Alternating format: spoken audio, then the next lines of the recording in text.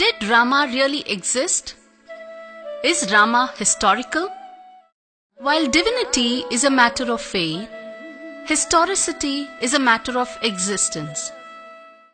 Standing under this tree, let us examine Rama's family tree. Here is the Surya Vamsa lineage. It starts from Kashyapa and Aditi. In the Solar dynasty lineage, there have been many prominent kings, their names and their deeds corroborating well within the Ramayana text and also with the other legends of India.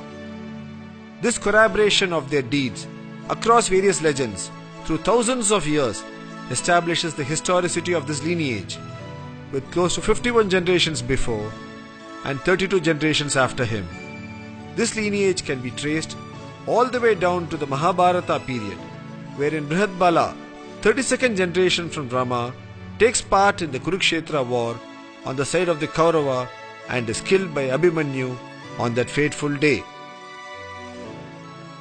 If a character is imaginary, you would not have this length of a tree.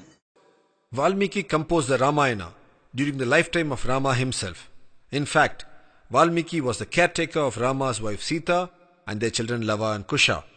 This clearly places Valmiki Ramayana as a biography, an authentic, credible historic text written during the time of Rama and validated by Rama himself when his sons narrated to him. It is for this reason Ramayana is called an Itihasa, meaning it thus happened. In contrast, there have been many adaptations of the Ramayana across the land which have eulogized Rama through the centuries and millennia. These are more in the form of kavya or ballad and religious texts. If Ramayana is a historical text, why is it called mythology now? In 1808, James Mill and Charles Grant were appointed to write the history of India as syllabus for the Haileybury College.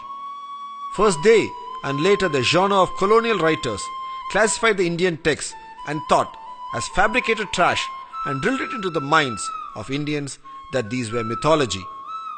Mill and Grant wrote the history of India deliberately without visiting India, lest they get influenced by its rich culture.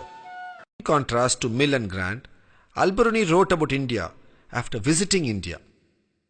When Al-Biruni visited India in 1030 CE, among the many things that he wrote about India, he also wrote in good detail about Rama having been a historical person of this land.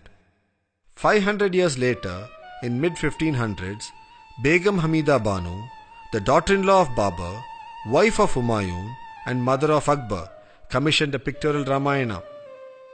This is now housed in the Reitberg Museum, Zurich. Her son Akbar, the Mughal Emperor of India, also commissioned a Ramayana during his rule.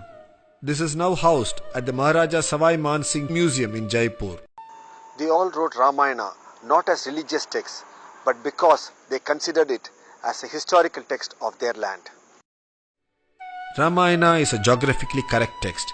Every place visited by Rama is today identifiable by historic landmarks, commemorative temples, and local legends. We all know that Rama's birth is celebrated on Sri Rama Navami, which means that he was born on the 9th day of the lunar month of Chaitra. This shloka gives the detailed star configuration at the time of his birth. From this shloka, we can list out the positions of the planets. When this data is entered into the planetarium software, it gives us the date of Rama's birth as 10th January 5114 BCE.